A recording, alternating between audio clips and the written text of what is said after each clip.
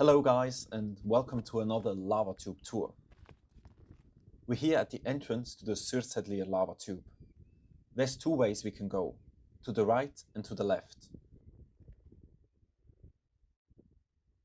We first explore the section on the left, then come back and explore the other section.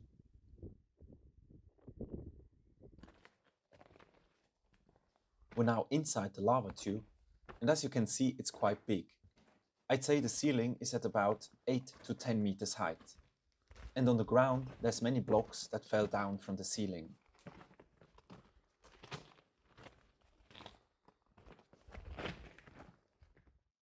How does a lava tube form? This is a video from Geldingadalur eruption I made in April this year. Here you can see a small lava flow. The flow slowly cools at its surface and forms a crust. The longer we wait, the thicker the crust will get. Under the crust, the lava keeps flowing in a tube. When the lava supply stops, the lava under the crust might drain and leave a cavity behind. In this shot from Geldingadalur eruption, you can see a lava flow in the background. It seems to disappear and then re-emerges in the foreground. Where the hot lava is not visible, it is transported in lava tubes.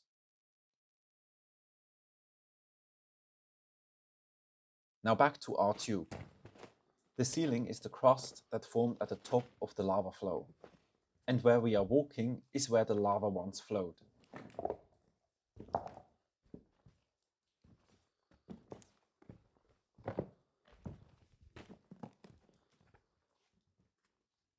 Here on the side we see some flat surfaces facing away from the wall.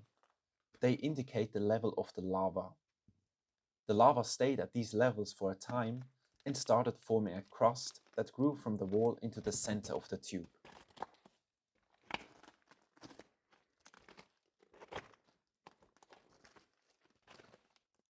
Look at these thin lines on the wall. They also indicate different lava levels. And look at these droplets that drip down along the wall. Here's more dripping lava.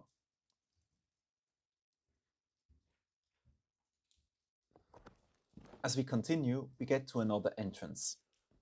All these entrances are basically places where the roof of the tube collapsed. Such a window in a tube is called a skylight. We're outside again, and just in front of us the tube continues. Let's go. These are some interesting features. They are called gutters, if I'm not mistaken. In this case, they grew at a 45 degrees angle upwards from the tube wall. I hope you can see that. These gutters formed due to rising lava levels. Because of cooling, the lava formed a crust at the wall. If the lava level had stayed at the same level, a horizontal crust would have formed as we've seen before. But here, the lava level rose, leading to a crust growing away from the wall and growing upwards at the same time. As we continue, we get to another skylight. Before we go to the next tube section, let's climb the blocks on the left.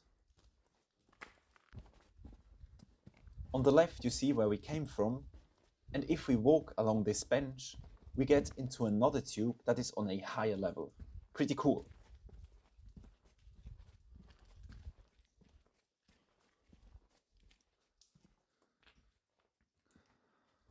In this tube, there's two branches. We first follow one of them, and as you can see, this tube is much smaller than the main tube.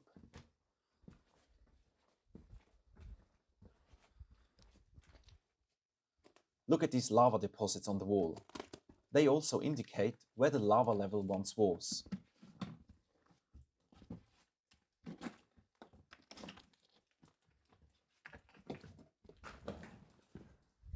And this is the end of this branch. The ceiling just comes down to the floor and we cannot go any further. So let's go back.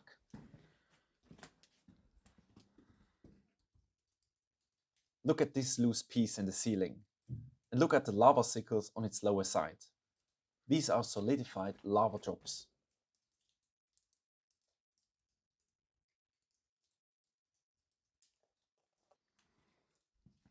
And this is the second branch. It is flooded by a later lava flow that covered the ground we are standing on. So basically, the ground we are standing on formed by the last lava that flowed through this tube and solidified. After that, new lava entered the tube and advanced over the solidified floor, forming the flow we see here in front of us.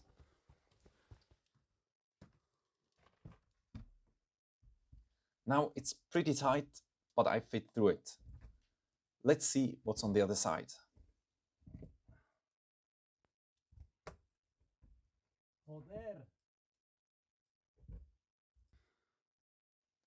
So this is where we came from, and here we have a tube in tube.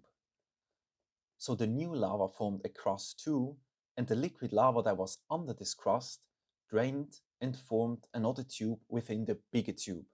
This is just amazing. And here on the left, we see the same, a tube in tube. It's pretty tight, so I will not go in there.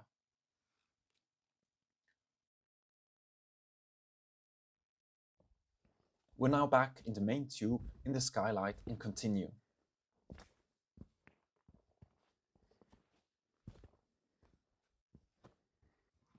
It's only a short tube section before we reach another skylight. From here, we have to walk on the surface for about 500 meters to reach another skylight where we can enter the tube again. And this would be it. But we cannot go in there because it's already occupied. These guys over there do an analog astronaut training and live in the tube for some time, they said. So we go back. We are back where we entered the tube in the first place. And we're not done yet. We still have to explore the tube section that's on the right. Here it's much colder than in the other tube section we were before. There's some snow, and a bit further there's even ice on the ground. Look at these ice stalagmites. They form by dripping water from the ceiling that freezes on the ground.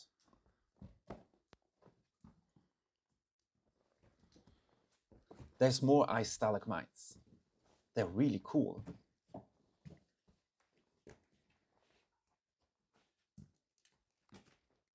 Wow, look at those. Just amazing.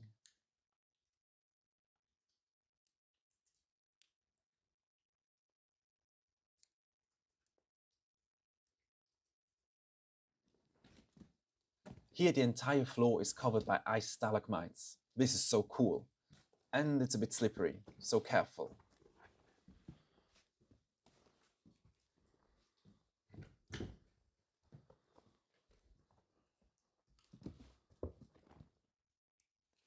Most, if not all, stalagmites have a hole at their center.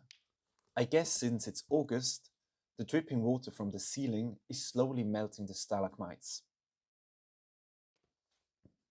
And more beautiful stalagmites.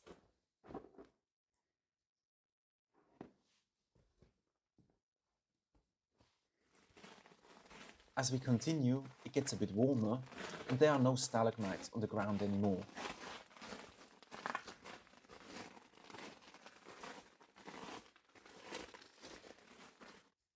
Here next to the wall we find a levee. This structure formed at the edge of a cooling lava flow. The lava was first at a lower level and then rose again.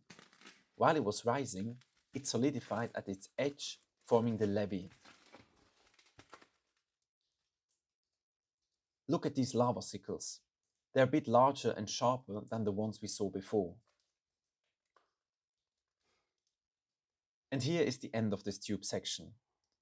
The roof gets lower and lower and we don't fit through it anymore, unfortunately.